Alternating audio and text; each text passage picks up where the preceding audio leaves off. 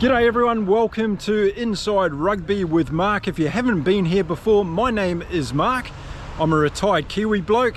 I'm a huge rugby fan and I'm living here in beautiful Cancun in Mexico. Welcome to today's show.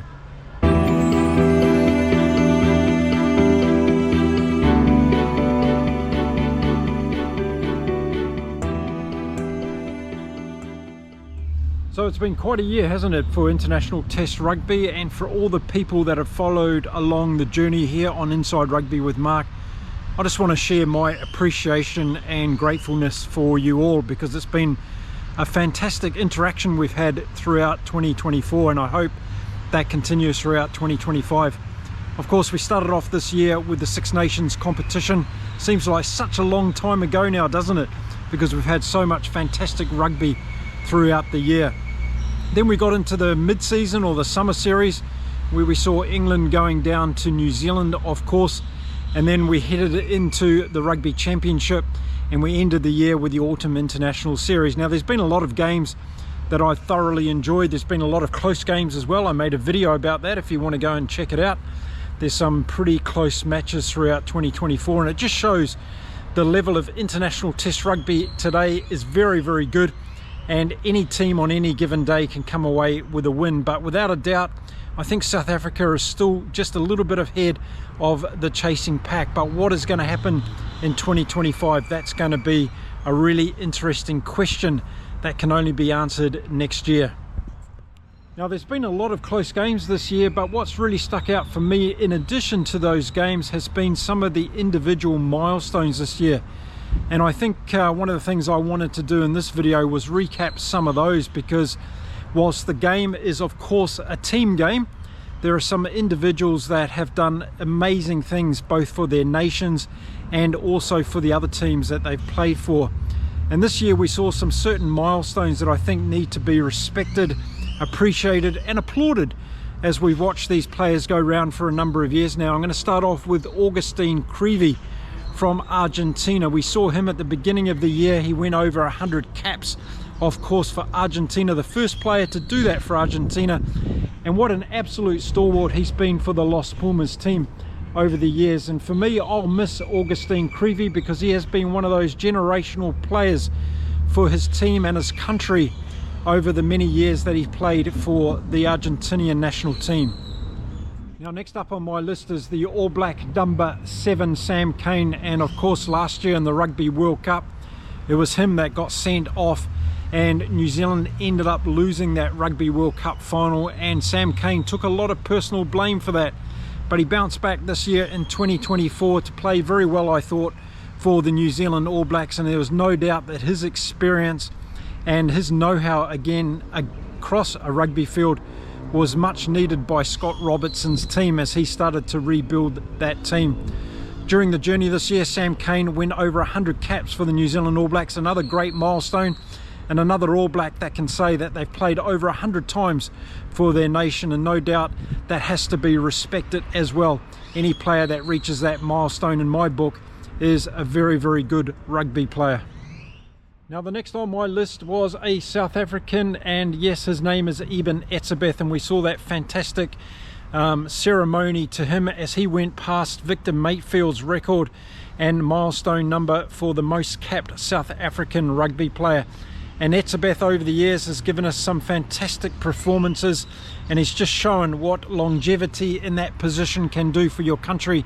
He's been at the top of the game for a long, long time, and he's still one of the best locks, in my opinion, in world rugby today. And we saw that again in 2024 with the performances that he put on for the Springboks every time he pulled that jersey on. And just like Eben Etzebeth, we saw Kane Healey for Ireland also go past a landmark milestone for his country, becoming the most capped rugby player in Irish history for his nation. And that was a fantastic performance also by Kane Healey this year. But for me this year, probably the most individual impact from a player was actually the injury to Stephen Kitshoff for the South African Springboks. And as has been widely reported in the press over recent times, Kitshoff was just a couple of millimeters away from losing his life, and we never want to see that happen to a rugby player, of course. So it's been great news that Kitshoff is going to make a recovery from this terrible injury, and I hope for all rugby fans across the world, including the Springboks fans, of course, that we see Stephen Kitshoff back in the game of rugby again, because he's such a good player, or has been such a good player for the South African Springboks.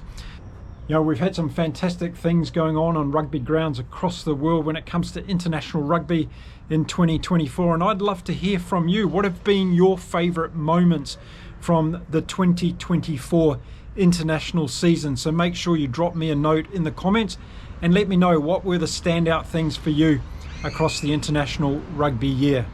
Okay, so what's going to happen here on Inside Rugby with Mark in 2025? Well, I'm going to be bringing you as much international test match rugby as I can from across the world. That's right. We're going to kick off with the Six Nations competition that starts at the end of January. Between now and then, I'm going to take a little bit of a break from this YouTube thing, come back nice and fresh in the new year, and start building up to that Six Nations competition, where we have a look at the teams that are likely to play for each of the nations.